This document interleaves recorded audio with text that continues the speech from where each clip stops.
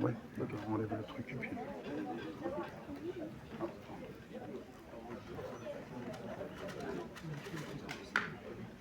Voilà. Et bonsoir, mesdames et messieurs. Ah, le public est réactif, ça fait plaisir. Alors comme ça, vous êtes venus voir un film sur Spider-Man. Ah, moi aussi, c'est un coup de bol. Alors, en l'occurrence, avant le film, on va faire une petite animation, voilà, un quiz, comme vous avez dû le voir, et je pensais aussi pour ça que vous êtes venus, qui vous permettra aussi d'en prendre un peu plus sur la longue carrière de l'homme araignée, mais aussi de gagner des petits cadeaux. Voilà. Donc moi, je me présente succinctement, moi c'est Pierre Champion, donc spécialiste comics, auteur de bande dessinée moi-même, et normalement, j'aurais dû être accompagné de mon ami Ambroise Crèche, il est là sur l'affiche, mais malheureusement il n'a pas pu être présent ce soir. Mais c'est pas grave, parce qu'on a un autre invité qu'on a pu amener au dernier moment, le seul et l'unique, l'incroyable Spider-Man. Il est là. Mais non. Et aussi, allez on l'applaudit.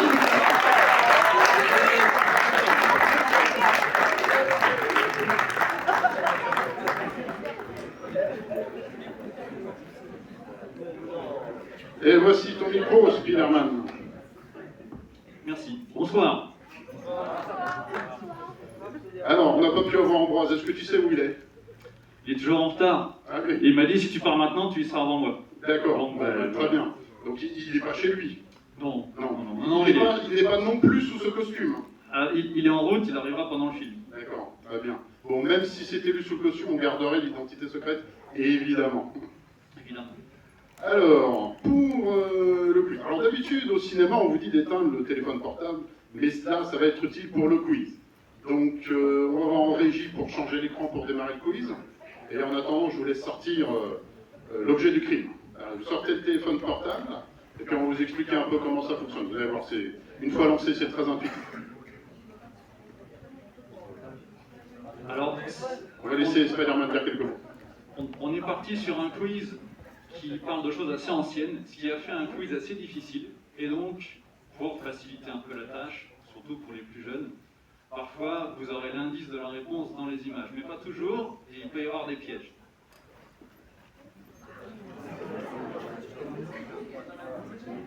Ah, j'ai entendu Chaos, il y a des gens qui connaissent. Voilà.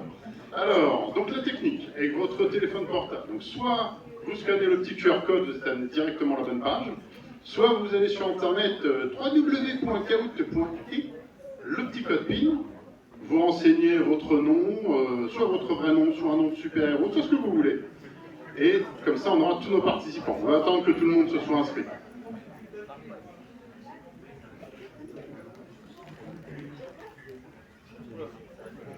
Je crois que j'ai vu un Namor traîner quelqu'un, il y a un Deadpool. Ah ça y est, ils sont à fond, c'est bien. Spider-Man.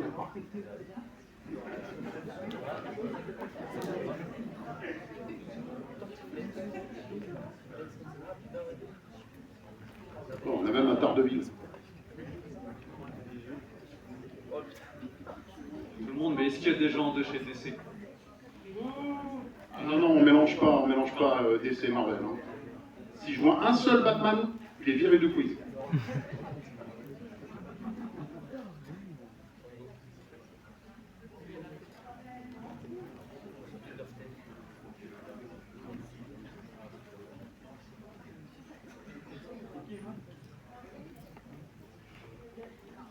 Ok, là je crois que ça bouge. Ah si, ça commence à venir, pardon, ça continue.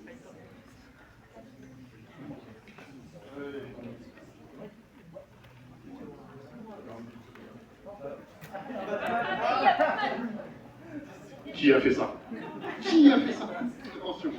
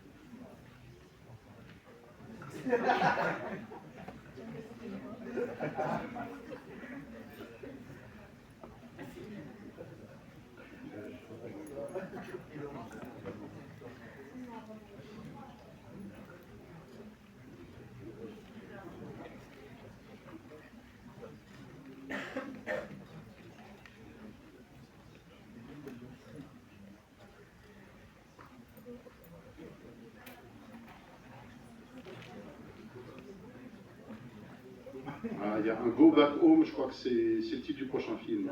Dans les derniers, il y a toujours Home quelque part. Bon, en régie, question s'il y en a qui ont le même pseudo, comment on fait après? C'est jamais arrivé. C'est jamais arrivé? Non. Mais vu que tu viens d'évoquer l'idée... Ah, sinon, on organisera un match de catch improvisé. Hein. On Ouais. n'aura pas le choix. Mais par contre, on n'a pas de champion. De quoi? On n'a pas de champion.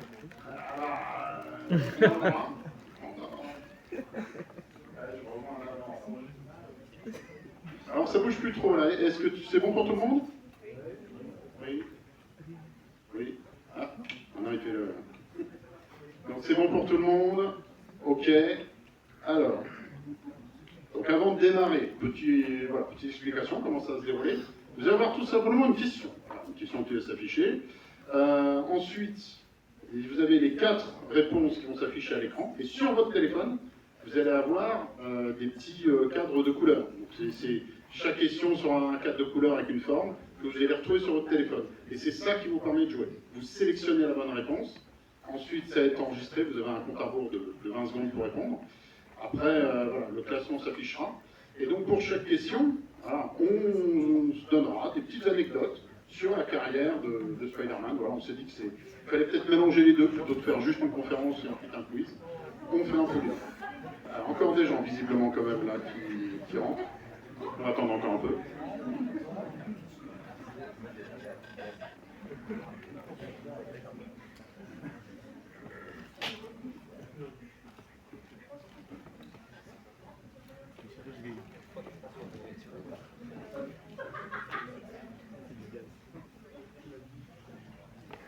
Alors on est bon cette fois?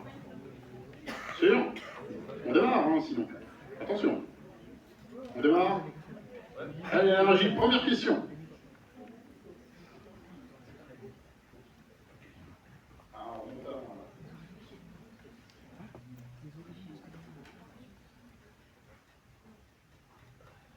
Qui sont les créateurs de Spider-Man?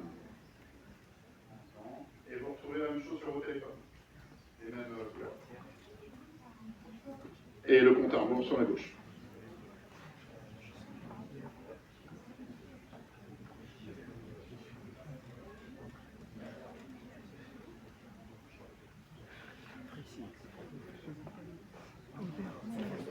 Et parfait. Et ben voilà, vous avez en tout cas compris bien comment ça marche. Alors, la bonne réponse, c'était donc en verte, c'est Stan Lee et Steve Ditko. Stan Lee, vous voyez peut-être qui c'est, parce qu'il apparaissait dans beaucoup de films Marvel. Un gars avec une moustache, des lunettes, des cheveux gris. Ça vous parle, Stan Lee? Ça va, lui on voit qui c'est. Et Steve Ditko, vous voyez qui c'est? Non. Bon, on aura l'occasion de reparler de Steve Ditko. En attendant, Spider-Man avait une petite anecdote sur la manière dont Stan Lee a vendu le concept à l'éditeur Marvel Comics. On t'écoute, Spider-Man. Cette anecdote-là, c'est pour juste après. Par contre, il y a une anecdote sur les rapports entre Stan Lee et Steve Ditko, puisque Steve Ditko a toujours reproché à Stan Lee de ne pas lui accorder assez d'importance dans la création de Spider-Man. Et Stan Lee, lui, au contraire, estimait qu'il en avait dit suffisamment. À savoir que le rapport entre les deux était assez mauvais, puisque au début, ça se passait bien, mais au final, ils avaient beaucoup de désaccords artistiques. Notamment Stan Lee qui demandait plus d'action et plus d'histoire en costume, Steve Ditko qui demandait plus d'histoire en civil. Et au final, leurs relations sont tellement dégradées qu'ils ne se parlaient plus. Steve Ditko livrait ses planches dans les bureaux Marvel sans même venir dire bonjour à Stan Lee, il amenait ses planches, il repartait. Et c'était simplement un échange avec le strict minimum, et Steve Ditko a fini par quitter les éditions Marvel. Alors d'après mon anti-sèche, on a gardé cette anecdote pour une autre question, mais c'est pas grave. Tu veux vraiment pas raconter comment Stan Lee a négocié avec l'éditeur? Alors ça, c'est dans l'histoire de la première publication. Ok, très bien. Je crois d'ailleurs que ça va être C'est la la suivante. prochaine question. Donc question suivante. Alors, tiens, bah justement, on a le score, pardon. Alors, c'est Gaspard qui est arrivé en premier. C'est qui Gaspard, là? Il est là-bas, Gaspard, bravo, bon réflexe. Suivi par Gambit, 41 et Spider-Man 62. Et 62, bah, comme 1962 d'ailleurs, l'année de création du personnage. Ok. Et ben on passe à la suite. Question suivante.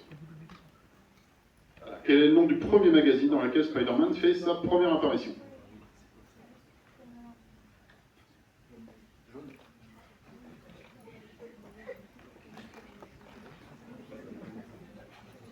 Ah oui, il y a un piège.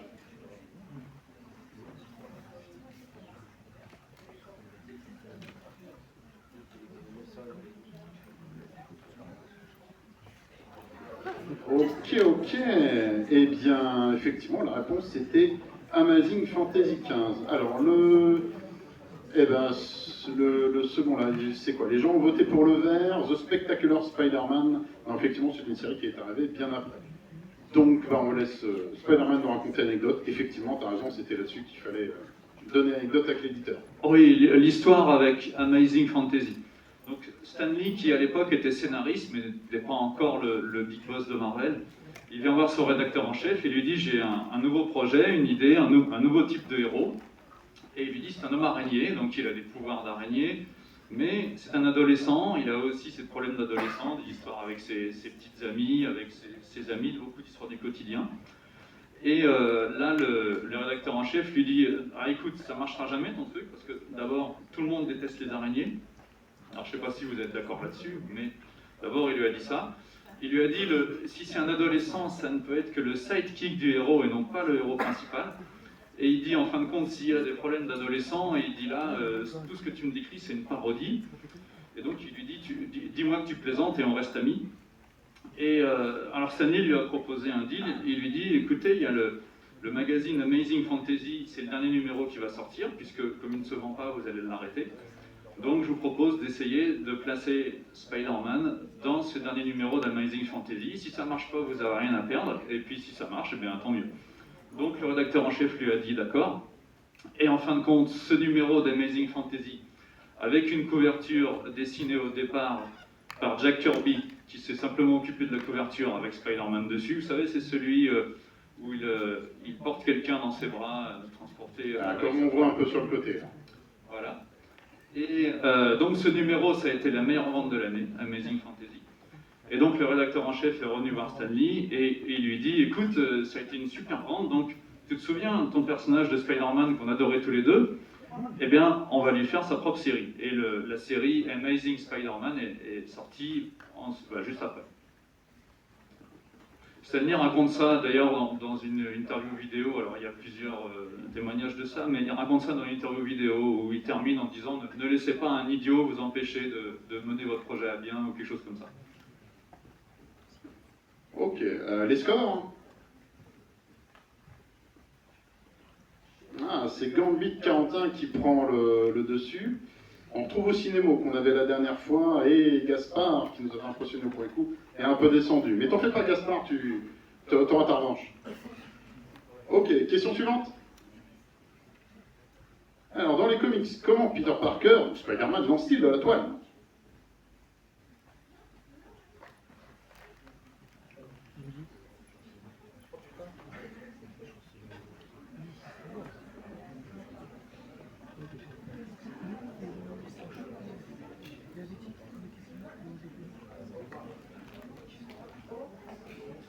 Alors, eh bien, dans les bandes dessinées, c'est effectivement avec des lance-toiles mécaniques.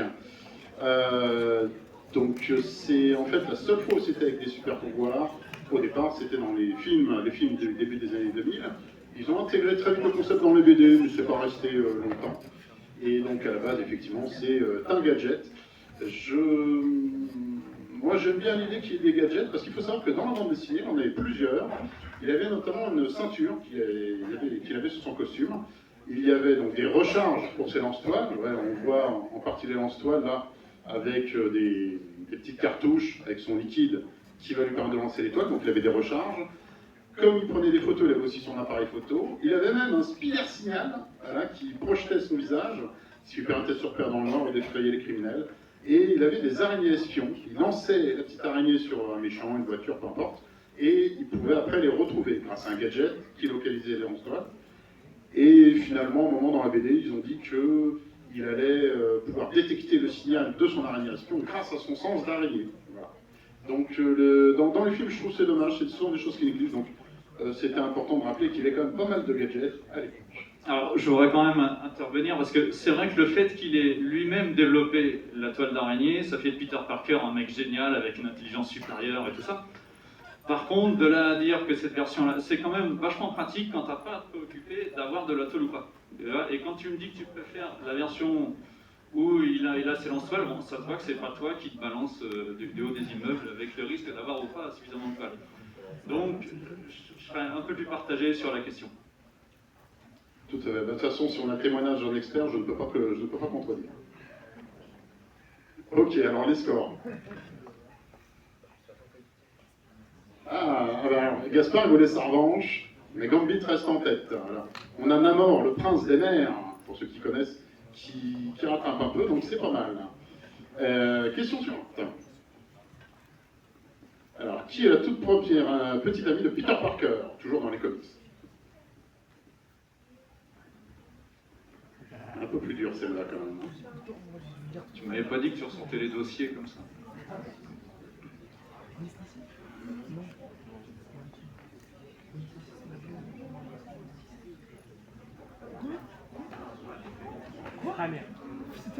Alors, qui était-ce? Eh bien, c'était donc Betty Brandt. Ah, mais 11 personnes qui ont trouvé. Alors, ont-ils trouvé, où le savaient-ils? Et alors, les gens ont mis en majorité Mary Jane Watson. Après, c'est vrai que c'est elle qui était la plupart du temps dans les BD.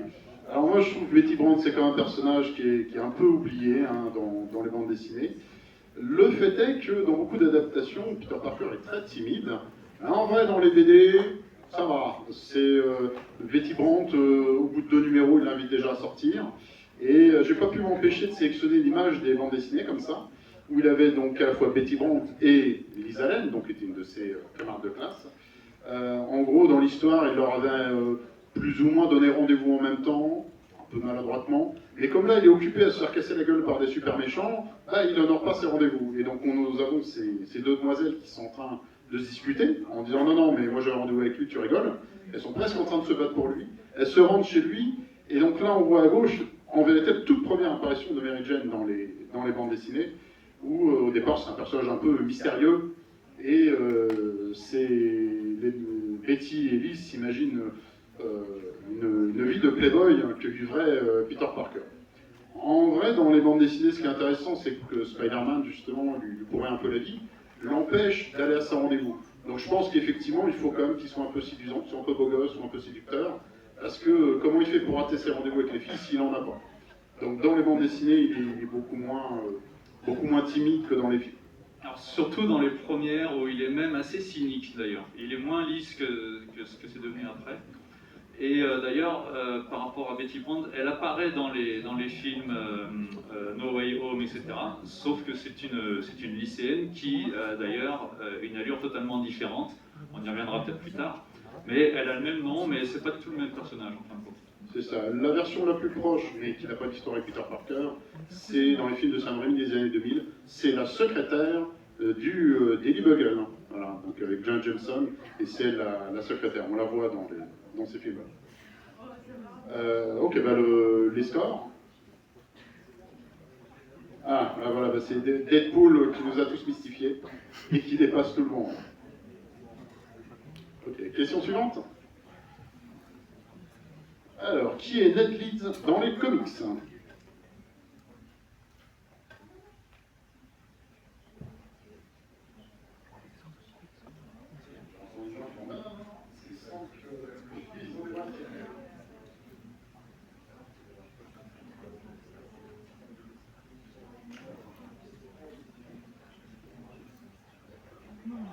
Alors, voyons.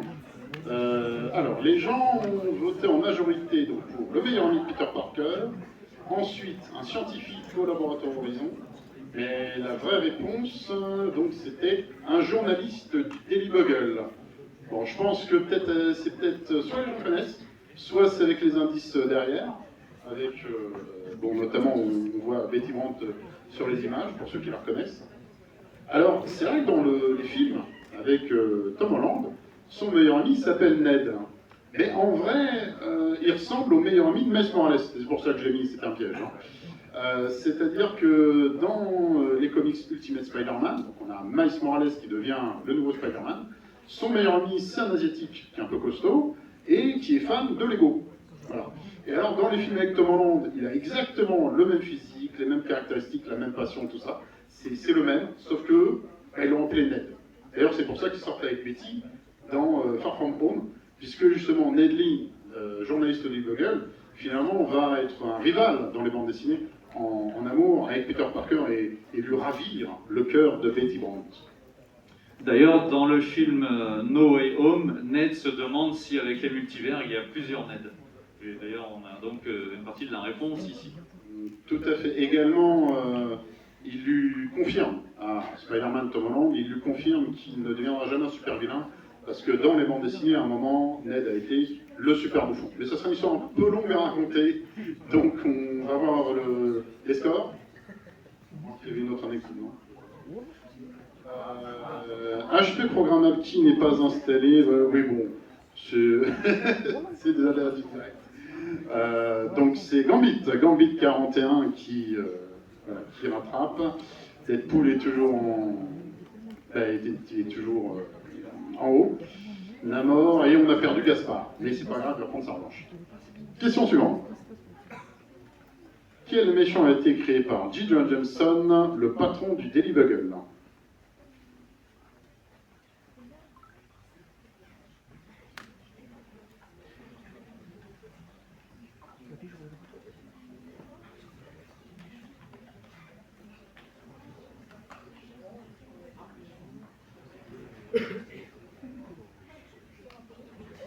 Alors, c'est le Scorpion.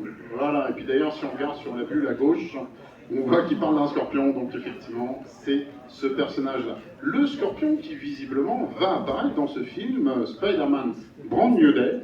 Donc c'est aussi pour ça qu'on a mis des questions sur des personnages qui apparaissent dans le film. Donc le Scorpion, sera-t-il dans ce film fidèle aux comics? Est-ce qu'il va avoir une nouvelle histoire ou est-ce qu'il sera créé par Jonah Jameson? Nous verrons bien, mais voilà, donc c'était l'occasion d'accorder le Scorpion, qui est un personnage qui est comme arrivé dès les débuts. Pour rappel un peu sur les dates, Spider-Man c'est 1962, lui il est arrivé en 1965. Et donc là, la majorité des gens l'ont trouvé d'ailleurs, donc très bien. Les scores?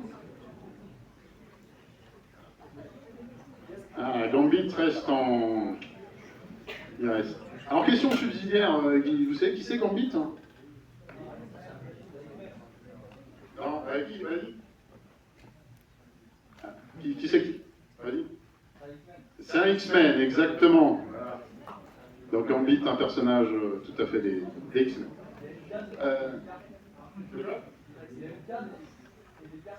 Ouais, c'est ça. Il y a des cartes, ça arrive de n'importe quoi, mais il faut faire avec des cartes. Donc, ok, question suivante. Alors, quel dessinateur a illustré l'épisode où l'identité du bouffon vert est révélée? Alors là, il faut connaître un peu. C'est un John.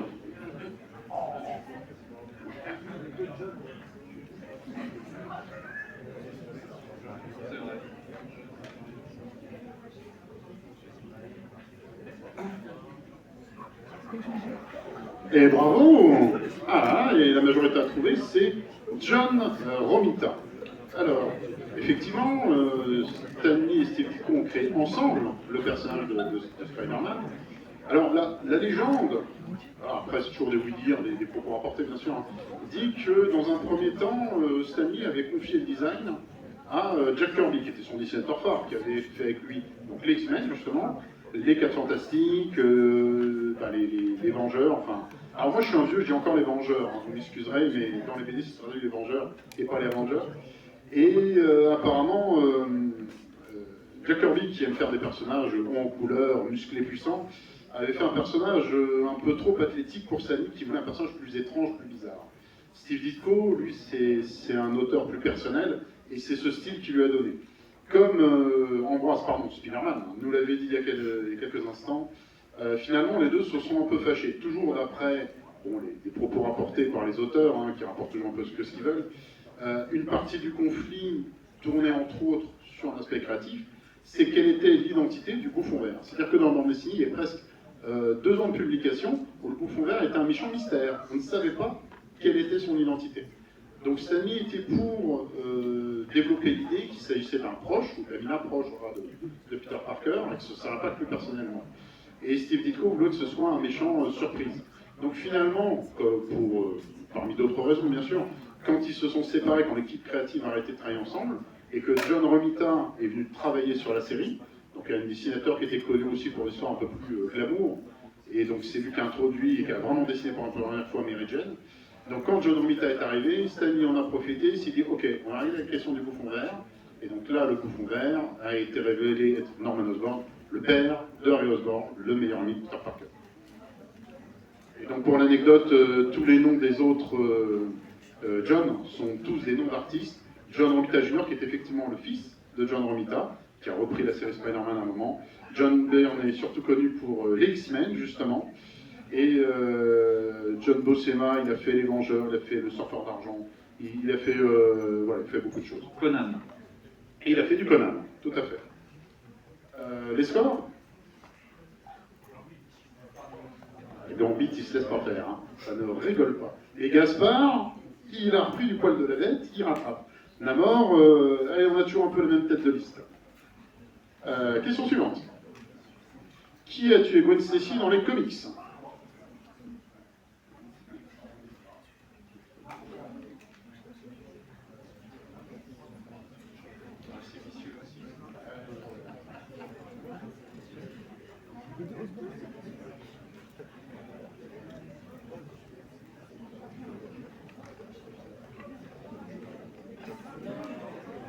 Alors, la majorité a trouvé, c'est effectivement le Bouffon Vert. Bon, alors plus précisément, effectivement, Norman Osborn, le même dont on parlait à l'instant. Dans toutes les réponses, effectivement, le Bouffon Vert, plusieurs personnes ont repris l'identité du personnage. Donc, à la base, c'était bien Norman Osborn. Ensuite, Harry Osborn, donc le fils de Norman, tout simplement. Le docteur Bart Hamilton, qui était le psychologue de Harry Osborn, qui a rappelé le costume. Et Phil Rich, qui est un neveu d'un journaliste du Daily Bugle. Voilà. Alors, il faut parler de cet événement quand même, alors qui a été retranscrit notamment dans le film The Amazing Spider-Man 2, donc là où c'était Harry Osborn, finalement, ils ont changé un peu dans le film. C'est voilà, un événement dans la BD Spider-Man qui a beaucoup marqué, déjà parce que le personnage n'est jamais vraiment revenu, elle n'est pas ressuscitée, ils n'ont pas trouvé une entourloupe, non, elle est vraiment morte. Et d'ailleurs, c'est un événement traumatique pour le personnage qui revient aussi souvent que la mort de l'oncle Ben dans les bandes dessinées. D'ailleurs, on ne va pas trop s'attarder parce que je sens que ça réveille des traumatismes chez notre invité Spider-Man. La question suivante. Alors, les scores d'abord. Gambit imbattable. Alors, KMNV est un nouveau venu là, sur la liste qui arrive. Ça doit être une référence à Kamen Rider, peut-être? Ouais. Personne ne les a jamais, je profite. Tu as bien raison, Ok, question suivante. Alors, le costume alien, il peut pas faire quoi? Qu'est-ce qu'il fait pas dans les BD?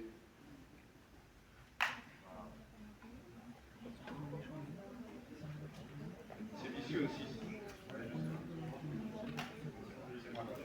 T'as fait exprès pour garder les cadeaux.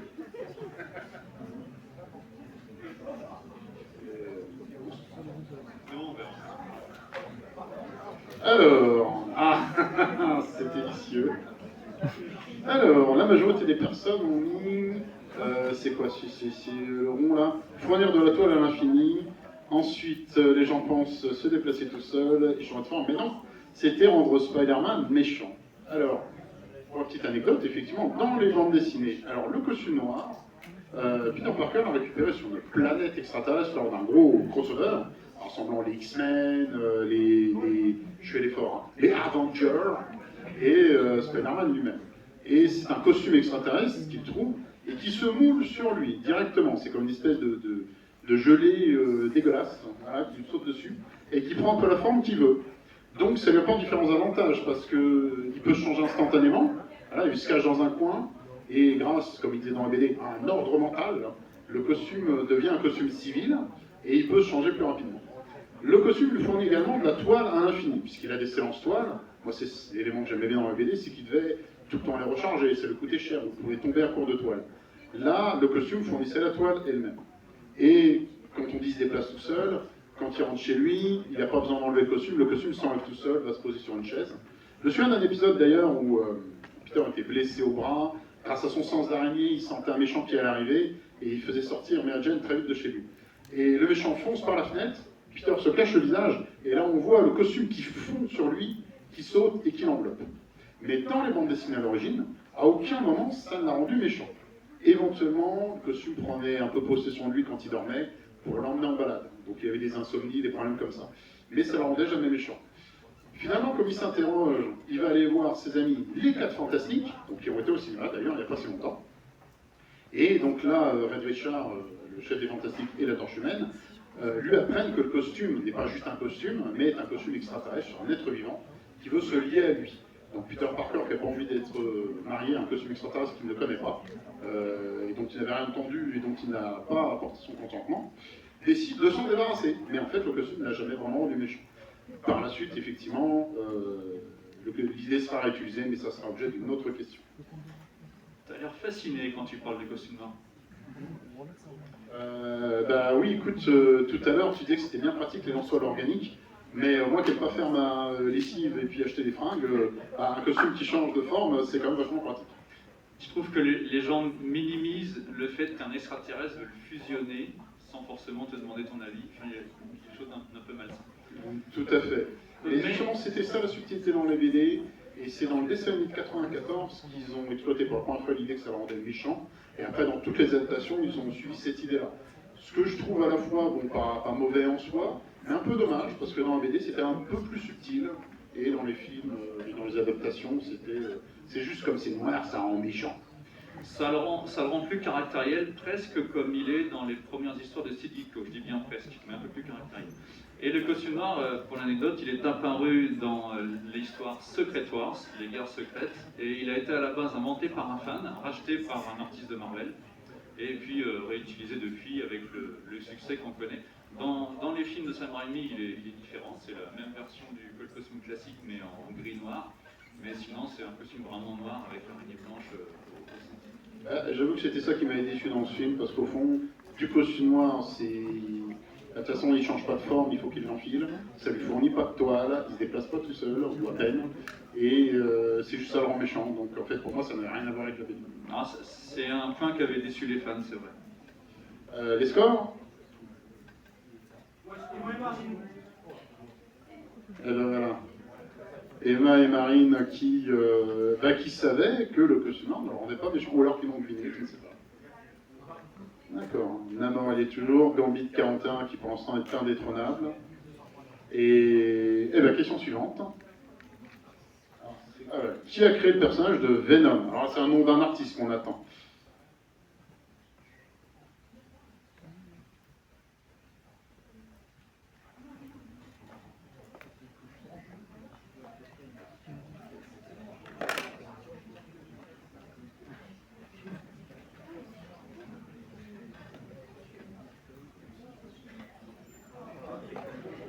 Alors, la bonne réponse, c'était donc Todd McFarlane et David Michelinie. Et la majorité ont... Alors la majorité, il y en a 23. Ah non, il y en a 23 qui ont dit Stanley et Steve Ditko. Alors Stanley et Steve Ditko ont opéré effectivement dans les années 60.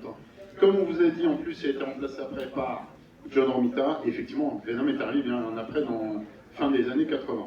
1988. 1988, tout à fait. 23 ont répondu Bob Kane et Bill Finger. Alors pour l'anecdote, Bob Kane et Bill Finger sont les créateurs de Batman. Voilà. Donc pendant très longtemps, vous voyez juste Bob Kane. Je fais un aparté, je suis désolé sur Batman. Bob Kane, on voyait toujours Batman créé par Bob Kane, qui a été assez malin pour prendre les droits, et puis finalement, Bill Finger, pour résumer très rapidement, a pris un paquet de pognon, mais n'a pas gardé les droits, et donc depuis très récemment, dans les films et les œuvres, on précise par Bill Finger. Et si on revient pour un quiz Batman, Je suis en train de marquer les points là direct. On vous parlera aussi de Jerry Robinson. Mais dans l'absolu, voilà, les dessinateurs ont changé, et les auteurs au fil du temps. Et donc c'est l'auteur, c'est donc David McKinney qui est le scénariste, et Todd McFarlane qui ont créé Venom. Alors peut-être que Spider-Man va nous parler aussi des particularités visuelles que Todd McFarlane a apportées à Spider-Man. Alors Todd McFarlane a popularisé un Spider-Man qui était musclé vraiment sèchement, avec des postures encore plus contorsionnées, avec les fameuses toiles spaghetti. Je ne suis pas sûr que ce soit lui qui les a inventées, mais il les a popularisées, c'est-à-dire une toile qui a l'air vraiment visqueuse, une toile d'araignée. Au début, il le dessinait, c'était juste des traits et des quadrillages. Oui, c'est ça. Et avec surtout de grands yeux blancs, des yeux beaucoup plus grands que dans les premières versions. D'ailleurs, les yeux maintenant sont revenus à une taille un peu plus petite. Mais la période des années 80-90, avec Mark Bagley, McFarlane, c'était de grands yeux. Et McFarlane a donc créé Venom à partir des costumes noirs. D'ailleurs, à préciser, c'est important que normalement Venom ne peut pas exister sans Spider-Man, puisque c'est le symbiote du costume noir qui va devenir Venom. Et McFarlane est aussi connu pour avoir inventé le personnage de Spawn, avoir co-créé Image Comics, qui publie aussi The Walking Dead et d'autres séries, parce qu'ils avaient fondé Image Comics avec d'autres grands artistes de Marvel, dont Jim Lee, Rob Liefeld, etc. Ok, les scores. Gambit. Gambit, il est toujours... Est-ce que Gambit, il faudrait pas vérifier s'il n'a pas volé les réponses un jour, ou un truc comme ça, on sait jamais. Alors, on a Namor qui est au coude à coude, et Emma et Marine qui sont... qui restent en tête, hein, bravo. On a perdu Gaspard, mais bon, je suis sûr qu'il va se donner au max. Question suivante. Alors, qui est Ben Reilly dans les comics?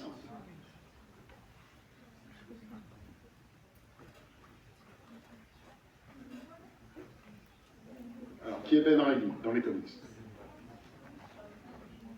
Alors, la question est toujours affichée en haut et normalement sur le texte.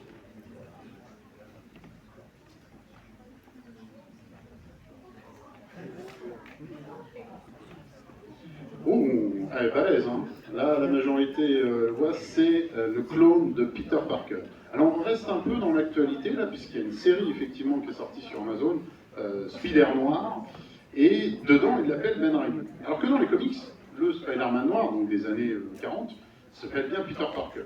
Alors, pourquoi est-ce que dans la série, ils l'ont appelé comme ça? Il y a plusieurs raisons. L'une des raisons principales, c'est parce que, donc, en BD, c'est Marvel Comics qui détient les droits, et tout ce qui est adaptation cinématographique, c'est la firme Sony. Et notamment dans les accords qu'ils ont, de façon à ne pas faire n'importe quoi avec le personnage et effriter l'image du personnage, c'est aussi une marque commerciale. Et il y a certains impératifs, notamment le fait, par exemple, de ne pas boire d'alcool, de ne pas dire de gros mots, ou de ne pas montrer des choses trop explicites avec les dames, hein, dirons-nous. Et comme c'est une série où effectivement le héros est censé un peu boire et fumer, eh bien ils se sont dit on ne peut pas appeler Peter Parker, on lui donner un nouveau nom. Mais on n'avait pas envie que Ben Reilly soit oublié, mais finalement ça n'est pas le cas. Il y a une majorité de personnes qui savent que c'est le clone de Peter Parker. Par contre, ce que les gens ne savent peut-être pas, c'est qu'il y a presque 2 sagas de clones dans les BD. Alors il y en a une première, alors là je vais prendre mon petit sèche quand même. Une première en 1975, donc je vous ai un peu menti sur Gwen Stacy parce que elle est effectivement morte, tuée par le bouffon vert, et quelques épisodes plus loin, elle réapparaît. En fait, c'est effectivement un clone créé par un méchant appelé le Chacal, qui va donc créer aussi un clone de Spider-Man, et bon, en gros, l'affrontement se termine, et le vrai Spider-Man, en théorie, donc s'en sort, et le faux est vaincu, et Peter détruit le corps de son clone. Et dans les années 90, les scénaristes reprennent cette idée-là, donc en 94, et ils font revenir le clone en expliquant qu'il a survécu. Il y a tout un truc sur finalement lequel est le vrai, lequel est le faux, et c'est toute une saga donc, qui a été un peu critiquée à l'époque, je pense parce qu'elle était très improvisée et pas toujours bien écrite, mais malgré tout avec des personnages attachants et le personnage de Ben Reilly qui est quand même resté dans les mémoires. Et qui va devenir à un moment donné Scarlet Spider que tu avais mis sur l'image. Il y avait aussi un indice dans l'image. Celui en bas, tout à fait. Et finalement, dans l'histoire, comme Peter et Mary Jane attendent un enfant, Peter Parker va prendre sa retraite, Ben Reilly va devenir le nouveau Spider-Man avec un nouveau costume. Et des retournements de situation que je vous laisserai découvrir peut-être dans les BD où Peter reprend son costume au final. Alors, les scores. Alors, exactement la même chose qu'avant. Bon, ben, les gens sont très constants. Question suivante. Alors, parmi ces limites d'Ardeville, lequel ne provient pas de Spider-Man?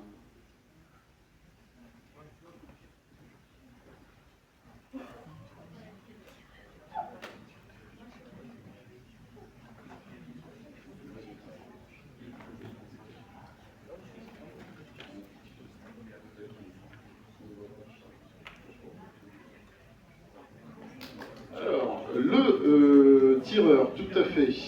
Alors, lui, il était apparu dans le film d'Ardeville de 2003.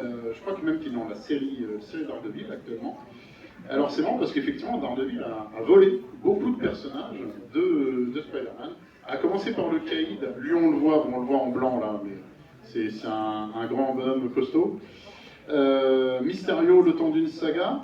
Le Punisher également, sur lequel on reviendra. Et le seul qui était une idée, effectivement, c'est le tireur, qui a un costume bleu avec des cibles blanches sur lui.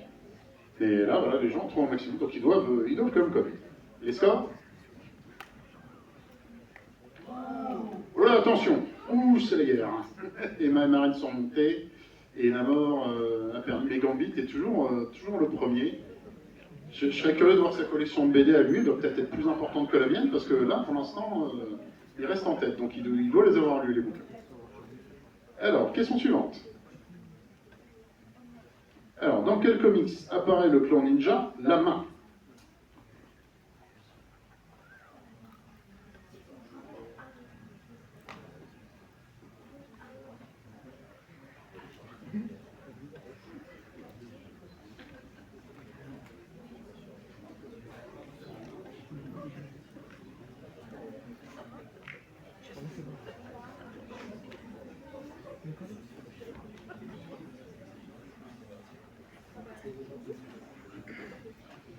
Alors, dans Daredevil, eh ben bravo, puisque là, la majorité a encore trouvé.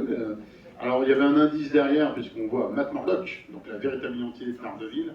Et je pense aussi qu'avec la série télé, les gens ont dû voir, il y avait la main dans la série télé ou pas, je sais plus. Oui, la main apparaît.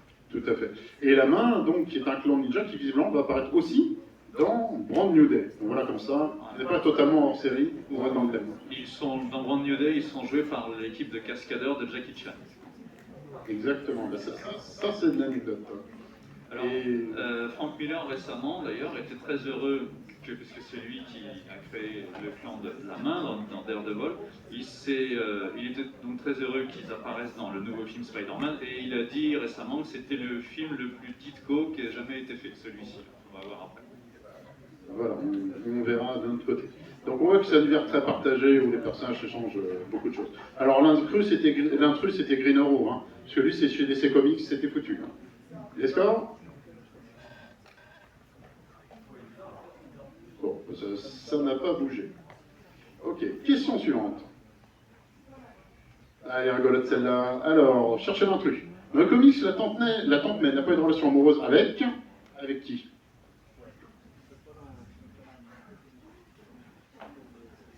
Ça, c'est mon côté people. Hein.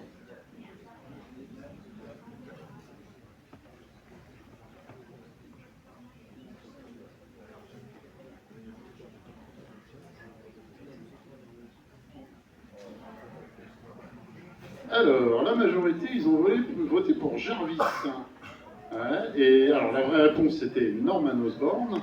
Alors, le Docteur Octopus, elle a carrément épousé. Hein, je vous le dis tout de suite, c'était dans les années 70. Voilà.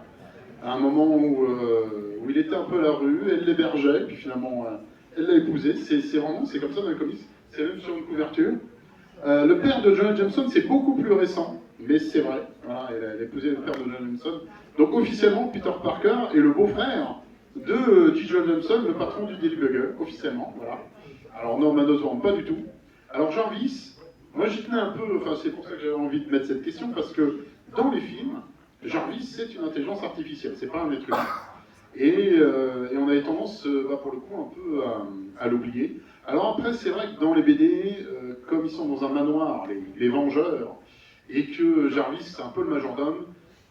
Dans les films, je pense qu'ils ont voulu éviter qu'on confonde avec Alfred dans Batman. Et comme Gwyneth Paltrow, donc qui joue dans Iron Man, Pepper Potts, avait déjà un peu en rôle de secrétaire, etc. Enfin, ça aurait fait un peu doublon. Donc je comprends pourquoi ils l'ont fait dans les films, et je voulais pas qu'on l'oublie. D'ailleurs, moi j'ai trouvé que l'histoire entre Tante May et Jarvis était assez touchante. Donc c'était une période où Peter était marié avec Mary Jane. Ils vivaient, alors là cette fois-ci c'est dans une tour, dans la tour des Vengeurs. Et c'est comme ça une histoire s'est nouée entre eux. Donc la Tante May connaissait l'identité de Peter Parker. Et je me souviens d'un épisode précis où Jarvis et la Tante May sont au restaurant.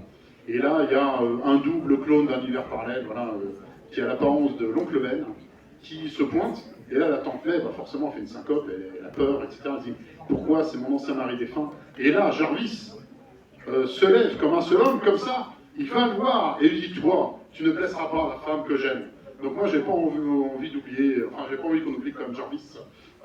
C'était un sacré bonhomme. Donc Jarvis, c'était un être humain, et Jarvis est sorti avec la Tante May. Les scores? Gambit, si là, celle-là. Incroyable. Alors, Gambit, Namor et Kamen. Bien joué. Gambit a dû aussi faire ces BD là. Ok.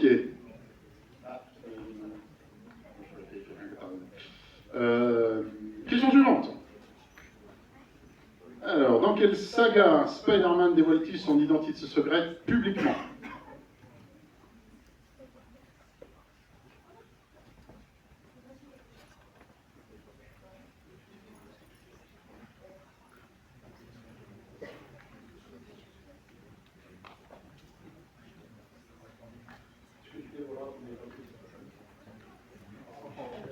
Seulement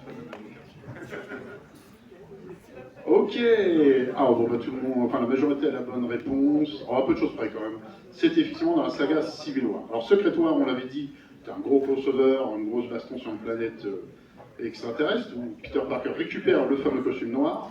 Spider-Verse, c'est comme plus récent, et effectivement, l'idée, un peu comme dans les films, c'est de voir des Spider-Man d'univers parallèles. La saga des clones, on en a parlé, mais Civil War, donc c'était une série de BD qui était quand même assez différente des films, puisque dans les films, la majorité des personnages n'ont pas d'identité secrète, tout simplement, ils sont assez connus.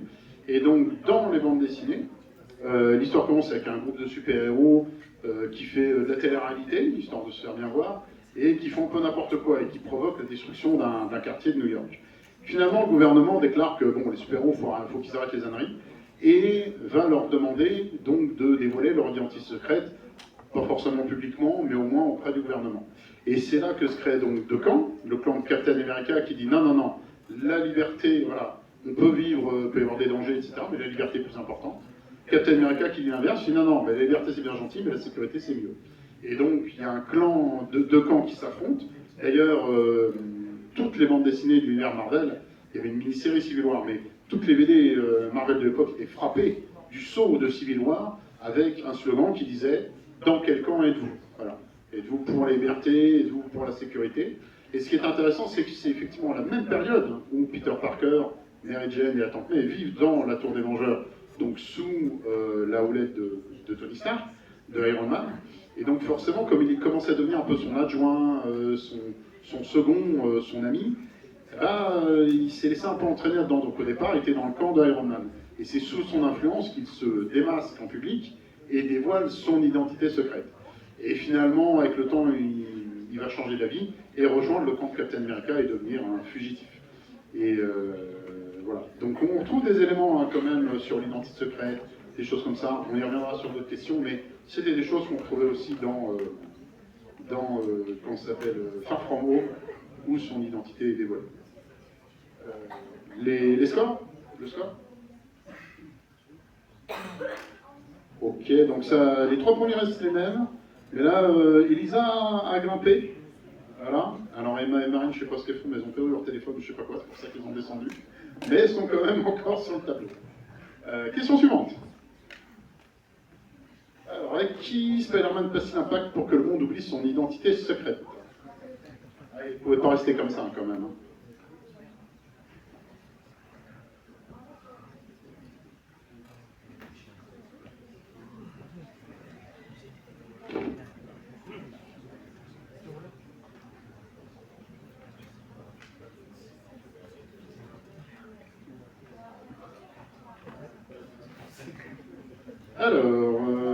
j'aurais répondu Mephisto.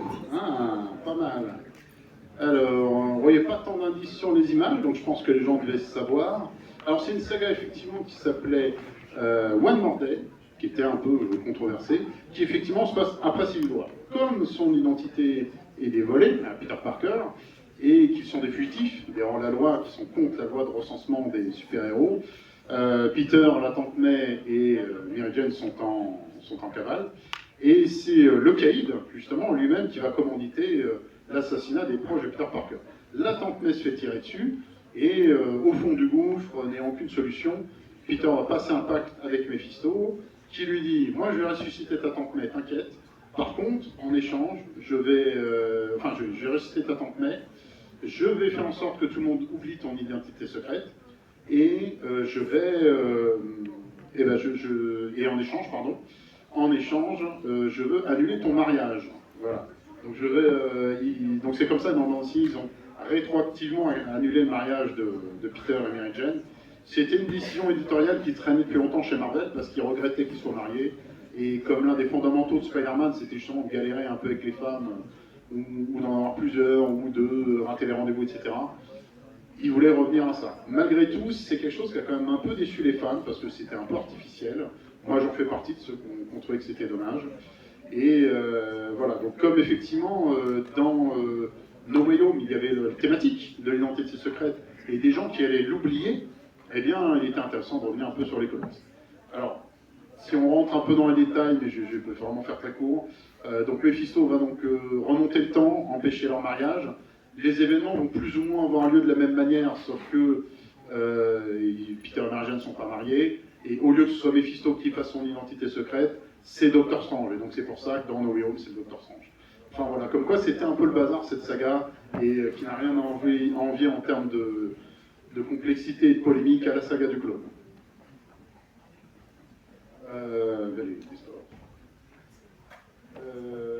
Gambit, Namor, Kamen. Ok. Question suivante. Quelle saga précède la période Brand New Day dans les comics? Je vous redonnerai l'ordre après.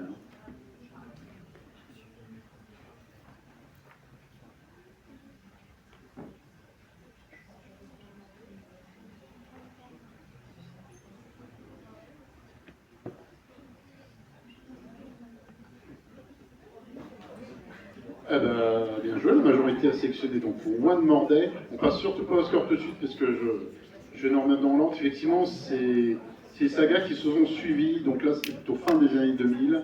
Donc d'abord effectivement Civil War, là où il va dévoiler son identité secrète. Ensuite, comme il va devenir un fugitif et qui veut intimer un peu plus la peur aux criminels, il va porter un costume en tissu qui ressemble au costume symbiotique costume noir, donc dans la saga Back in Black. Et ensuite, effectivement, on a One More Day, donc un jour de plus, c'est ce que propose Mephisto à Peter Parker pour résister à la tante May. Et ainsi arrive une nouvelle époque qui s'appellera donc Brand New Day. Et donc, ce nouveau film, bon, je pense part quand même sur autre chose, mais voilà, c'était pour voir un peu d'où venait le titre.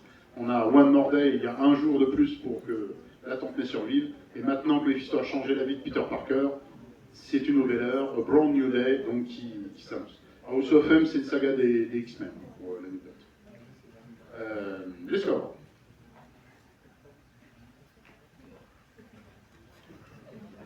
Bon, ça n'a pas tant bougé. Je crois qu'un jour, il y a quelqu'un qui va assassiner Gambit, ne serait-ce que pour remonter. Alors, question suivante. Allez, quel élément est ajouté à Spider-Man dans la série télé japonaise de 1978? Alors là, si vous ne saviez pas, il y avait une série japonaise. Hein.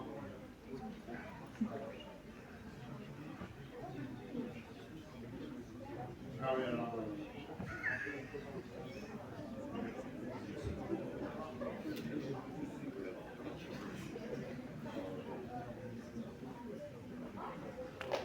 Bien joué. Eh, regarde, ils sont forts. Hein. Le robot géant. Le robot géant.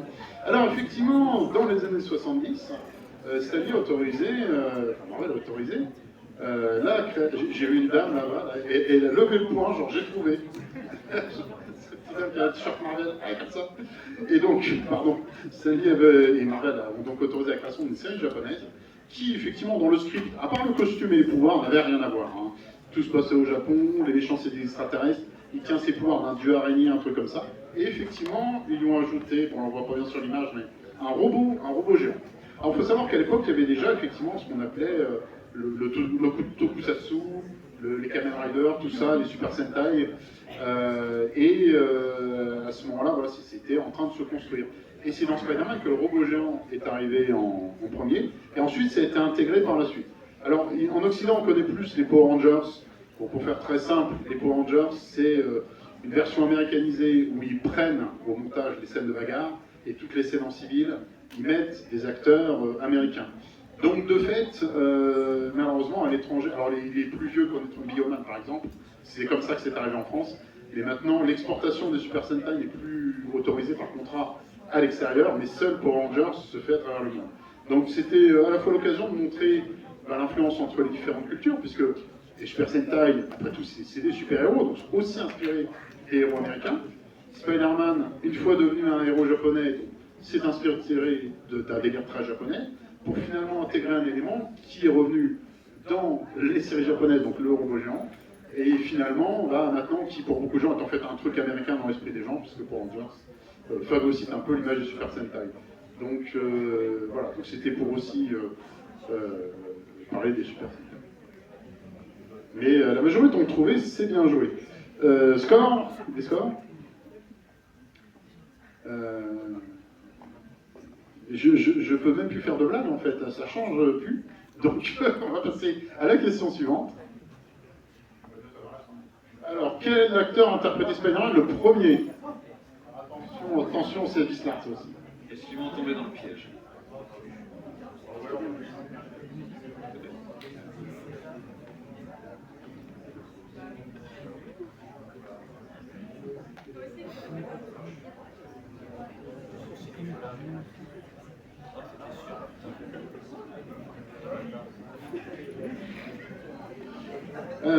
Alors,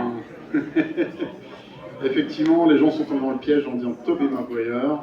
Alors, effectivement, ça c'est le film de 2001, mais il faut savoir qu'en 1977, ça ne nous rajeunit pas, j'étais même pas né moi en 77. Il y a des gens qui étaient nés en 77 là? Vous avez pas vu ce film-là? Non, alors c'est un peu piège parce que je crois qu'il n'est même pas sorti en France ce film d'ailleurs. Et effectivement, c'était un téléfilm, ensuite devenu une série télé, et avec un acteur qui s'appelait Nicolas Hammond, et qui est bon, depuis effectivement tombé un peu dans l'oubli. Mais comme quoi, Spider-Man, c'est quand même un personnage qui est assez vieux, en 1962. Là, je ne demande pas qui est né en 62, donc on va être sympa. Mais effectivement, qui a connu tout un tas d'itérations, voilà, au Japon, à la télévision. Et donc bah, c'était l'occasion de rendre hommage à Nicolas Hammond qui a joué Spider-Man pour la première fois. Vous chercherez son nom sur Google par exemple à l'occasion, et vous verrez à quoi il ressemble. Les scores? Je pense que ceux qu'on trouvait, c'était aussi qu'ils sont liés. Attends, il y a un piège. Hein. Ici, ils sont malins quand même. Et puis il y avait l'image aussi. C'est pas faux. Ils ont dû dire ça, c'était pas 2001, ça c'est sûr. Question suivante.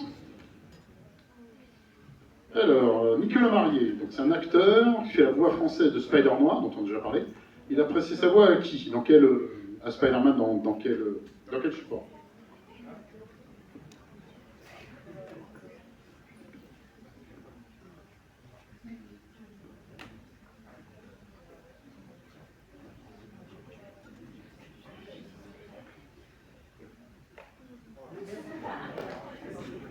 Alors, effectivement, Nicolas Marié, donc toujours dans l'actualité puisqu'il donne la voix de Spider-Noir, lui a donné de la voix du personnage dans la série animée des années 90. Alors bon, on a aussi mis d'autres possibilités. Bon, le film Across the Spider-Verse, non. Amazing Spider-Man, c'est Donald Renew qui fait sa voix. Donc, il y a un acteur de doublage qui commence à être un peu connu et qui fait pas mal la promotion des acteurs de doublage sur le net. Je vois des gens qui hochent la tête, c'est qu'ils doivent un peu le connaître. En plus, il a du bagou, ce gars, il a l'air super sympa. Et le jeu vidéo Mega Drive, de toute façon, il n'y avait pas de son, normalement, enfin, il n'y avait pas de voix, donc c'était foutu. Et j'ai ouï dire que c'est ainsi que mon cher ami Ambroise Crest, qui n'est pas parmi nous, évidemment, sous un costume de Spider-Man, évidemment, J'ai cru comprendre que c'était comme ça qu'il avait découvert Spider-Man pour la première fois. Oui. Est-ce que tu nous confies en Spider-Man? C'est son araignée de Proust, c'est ça. C'est avec ce jeu, son Mega Drive, qu'il a commencé les Spider-Man. Et pour Nicolas Marié, donc c'est un acteur qui a eu un César assez récemment d'ailleurs, et qui tourne très souvent avec Albert Dupontel et qui fait aussi du cinéma, en plus de faire du doublage, il fait aussi beaucoup de théâtre. Et tout ça. Ok. Les scores? Ok, bon, là c'est Axel qui rattrape le mouvement. Question suivante. On aurait bien fait la fin, non? Alors, toujours dans le cinéma, puisqu'il y a le Punisher dans ce film, qui l'a interprété en premier au cinéma? Qui est cet homme?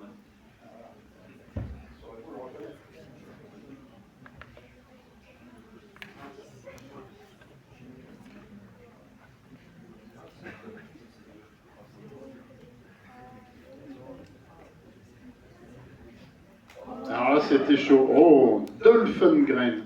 Alors, Dolph Lundgren, je pense que Ambroise, pardon, Spider-Man nous en parlera peut-être un peu mieux.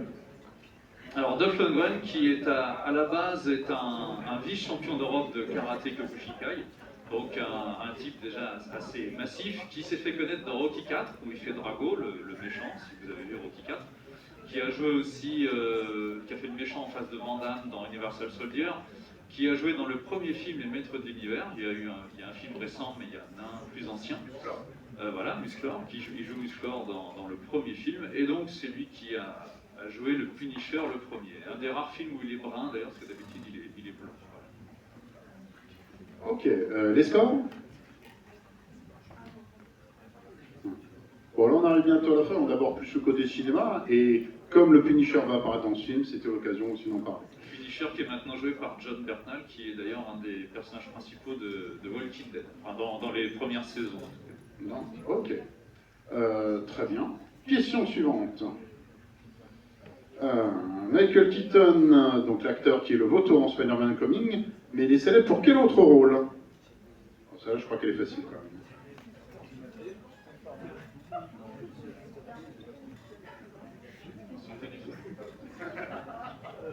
Privé de popcorn.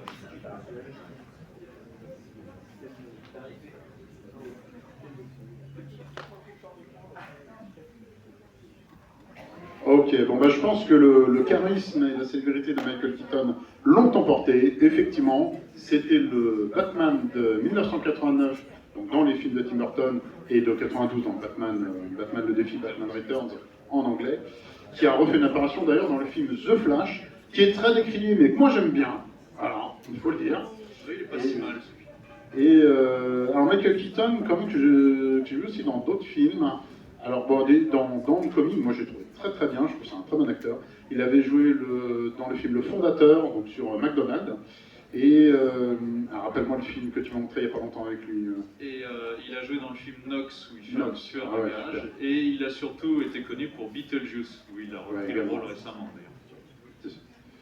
Donc voilà, comme on était encore dans la saga de Tom Holland, on ne pouvait pas. Je blaguais sur Batman au début, mais on ne pouvait pas passer à côté d'une petite anecdote sur Batman et sur ce grand acteur. Les scores? Alors, okay. Ah, c'est Axel qui rattrape. Alors là, Namor il patauge. J'étais obligé de la faire, je suis désolé. Allez, question suivante. Alors, qui est le premier interprète de Hulk?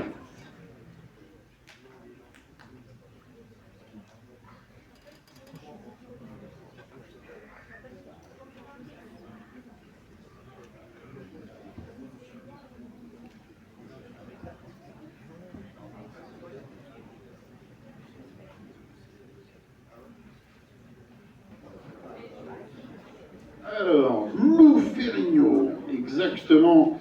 Est-ce que tu veux nous parler un peu de Lou Ferrigno? Après, je parle de l'autre acteur. Lou Ferrigno, qui est un bodybuilder, un culturiste, qui a d'ailleurs fait des compétitions face à Arnold Schwarzenegger, et qui s'est fait connaître au cinéma par la série Hulk, où il jouait Hulk sans trucage, mis à part un peu de peinture verte.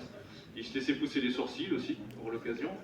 Et comme il faisait 1m98, voire peut-être même 2 mètres, ou en tout cas pas très loin de 2 mètres, à environ 1 mètre de large, j'exagère, mais il était très balèze. Donc il a joué au début un Hulk avec très peu de trucage, qui avait à peu près une taille humaine. et qui était assez inspiré des vieux films de loup-garou ou même du vieux film de Frankenstein. Et l'acteur qui jouait le Dr Banner, d'ailleurs qui s'appelait David Banner dans la série, il y a eu une erreur au lieu de Bruce Banner, mais c'est un autre acteur qui jouait David Banner. Tout à fait. Alors effectivement, nous faire une oui, c'est du vrai. Hein. Ça, c'est du vrai beefsteak. Il n'y a pas de triche. Hein. C'est à part la perruque, le muscle, c'était du vrai. Et donc effectivement, il y avait, donc on voit à gauche aussi l'acteur Bill Bixby qui jouait le Dr Banner, donc en Hulk en version humaine. Il y a une anecdote qui est intéressante que j'avais vue dans une interview qu'il avait donnée. Alors c'était une série télé hein, à la base, il y a eu un téléfilm, ensuite une série télé, dans les années 80. Et l'acteur Bill Bixby expliquait que comme Hulk et Banner perdaient la mémoire, Banner ne savait pas ce que Hulk faisait et quand il se réveille, ben, il ne sait pas où il est. Et inversement, Hulk, il se transforme mais il ne sait pas ce que Banner a fait. Eh bien, les acteurs se sont mis d'accord pour ne pas lire le script de l'autre. Ils ont demandé aux scénaristes de leur fournir un script où ils enlevaient les parties de l'autre. Donc comme ça, Bill Bixby, qui te jouait Banner, ne savait pas ce que faisait Hulk. Et pour lui, c'était une méthode d'acteur pour jouer encore mieux la surprise quand il devait se réveiller quelque part et se demander, mince, qu'est-ce que j'ai fait quand j'étais Hulk? Et inversement. Donc ça, c'est une anecdote que je trouve intéressante qu'il fallait partager. Et comme effectivement, Hulk apparaîtra également dans ce film Brand New Day, eh ben, on repasse à Hulk. Et tous les acteurs cités ont joué Hulk d'une manière ou d'une autre à un moment donné. Oui, exactement. Alors, Eric Bana, c'était dans le film des années 2000, et Edward Norton dans L'Incroyable Hulk, donc, qui était l'un des premiers films du Marvel Cinematic Universe, et Harrison Ford plus récemment, qui a plutôt joué donc, le Hulk rouge. Okay. Alors, on va arriver à la dernière question. D'abord, les scores. Ok. Alors, toute dernière question. Attention, on est parti. Complétez les paroles. Alors c'est le générique de 1967. Ça fait l'araignée. Hein, alors la suite, soit sélectionnée. Et il y a un petit piège aussi.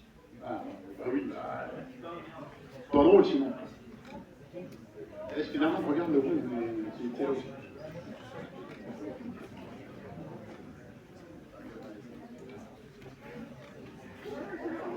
Alors, l'araignée est un... Allez, un chante pas est un être singulier. Bravo, voilà. Je ne me demanderai pas si vous l'aviez vu à la télé à l'époque. Voilà. Et d'ailleurs, on remarque que dans les films de Tom Holland, le thème musical, c'est celui-là en fait. Ça fait... Ta-na-na, ta-na-na. Et effectivement, dans le film de Tom Holland, c'est ce thème-là. Exactement. Il y a un piège puisque alors l'araignée est tombée dans la purée, ça c'est une parodie qui circulait dans les années 80-90, c'est j'ignore d'où elle est bien. Est-ce qu'il peut faire une toile, c'est la parodie des Simpsons. Et le plus fort, voilà, Spider Cochon. Et le plus fort, le justicier, ça c'est dans la reprise par Noam. Noam qui chante aussi certains génériques de Goldorak. Mais c'est une reprise qui ne figure pas directement dans la série, mais qui, la chanson a aussi été produite. Mais ce n'est pas le générique officiel de la série. Alors, parenthèse, mais ma théorie, c'est que en France, au départ, les gens de la génération des boomers, alors les vrais boomers qui sont nés dans les années 45, 50, 55, connaissent d'abord Spider-Man par cette série animée. Et certains connaissent aussi par les magazines de l'époque qui sortaient. Mais à l'époque où il n'y avait pas de film, ni pas encore d'autres séries et pas de jeux vidéo, c'était entre les BD et cette série animée qu'en France le personnage est apparu. Eh ben, très bonne transition. Je me suis dit, juste avant de voir les scores finales, et donc de voir, parce que c'est un suspense pour l'instant, savoir qui auront gagné les trois cadeaux. Petite question, juste comme ça, c'est pas le quiz, c'est rien du tout. Ambroise a découvert avec le jeu Mega Drive. Peut-être que des gens ont découvert avec ces séries télé, mais la question c'est vous, comment vous avez découvert Spider-Man? Alors, on va le faire main vite fait. Qui a découvert avec les bandes dessinées? Ah, il n'y en a pas beaucoup. 1, 2, 3, 4, 5, 6, 7, 8, 9, 10, 11, 12, 13, 14. Ah, c'est quand même pas mal. Qui a découvert avec un jeu vidéo? 1, 2, 3, 4. Ah, les jeux vidéo, c'est pas ce qui a le plus marché. Avec cette série télé, je vois que ça va être un peu compliqué. Avec un dessin animé. Qui a découvert un dessin animé en premier? Ah oui, on a un peu plus là. 1, 2, 3, 4, 5, 6, 7, 8, 9, 10, 11, 12, il y a trop de mains. Bon, bah, il y en a bien une vingtaine quand même. Bon, alors après, si je demande avec le film, on est foutu. Hein. Alors avec un film Bam, bam, bam, bam. Ah oui, tiens, alors, qui a découvert avec ceux de Tobey Maguire? Ah, voilà, la majorité, quoi. Exactement. Ok, bon, c'était pour faire participer un peu le public. Peut-être, est-ce que, vu qu'on a donné pas mal d'anecdotes, je ne sais pas si on peut prendre 2 minutes, est-ce que quelqu'un avait une petite question, une anecdote ou un truc Allez, vas-y. Viens, pour que tout le monde t'entende, vas-y. En mode, genre, vous voyez, aujourd'hui c'est son anniversaire à lui là. Et du coup, on voulait chanter joyeux anniversaire, genre tout le monde. Bah alors il faut chanter un speed anniversaire. Ah, c'est chaud. Bon, allez, vas-y. Allez, chante. Attends, peut-être maintenant. Bon, bah alors, laisse tomber, c'est pas grave. Voilà. Comment tu t'appelles? Alan. Et t'as mis quel pseudo là-dessus? Ah bon, c'est pas Gambit, on s'en fout là. Bon, et ben Alan, on te souhaitera un bon anniversaire. Bon anniversaire.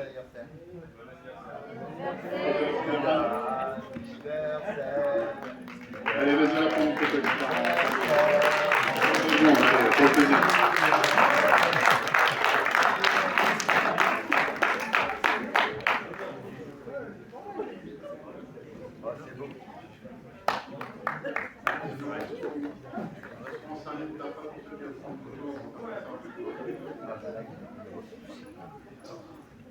Bon, on se prendra peut-être 5 minutes après pour ceux qui veulent prendre une photo avec l'homme araignée. Ok, bon, allez, on va conclure le quiz. Donc, les scores. Alors, numéro 3, Namor, le prince des mers. Alors, il est où Namor? C'est celui-là.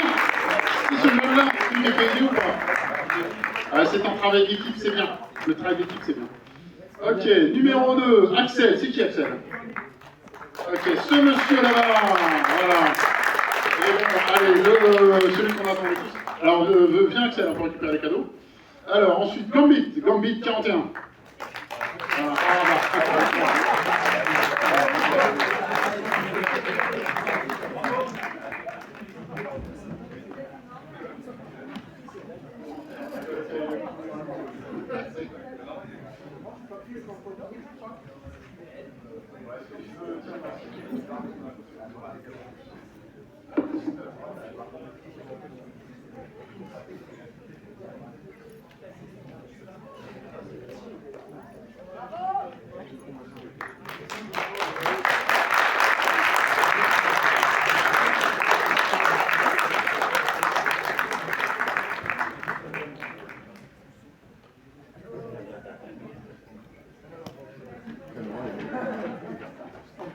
Super. Eh bien écoutez, on va pas trop tarder. Bon. Alors peut-être pour ceux qui veulent prendre quelques photos avec Spider-Man, on prend 5 minutes mais pas plus. Le temps aussi voilà, de ranger, que Spider-Man quitte pour retourner à New York. Et moi je vais aller me chercher du popcorn au passage. Et là comme ça après, on peut enfin passer au film. On espère qu'on vous a appris plein de choses sur l'homme araignée. Vous êtes bien amusés. Et que ça vous a donné envie d'en faire plus. Et de venir en vélo. Alors déjà, je tenais tous à vous remercier d'avoir participé au quiz et à cette animation. Je remercie également King Jouet qui nous accompagne sur tous nos événements pour vous offrir des cadeaux. Et je remercie également Pierre Champion et Ambroise Spiderman Crèche qui est présent ce soir. On peut les applaudir.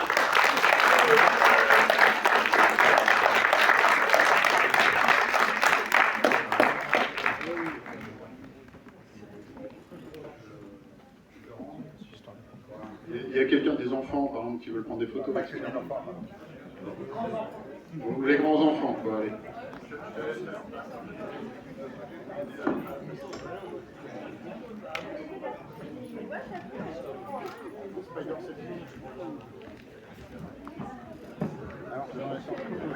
Ouais, les grands enfants. Ah, Gambit, il a éclaté tout le monde. Oula. Ah, il y a un autre Spider-Man. Super.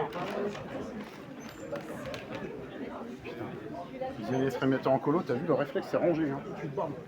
C'est bien.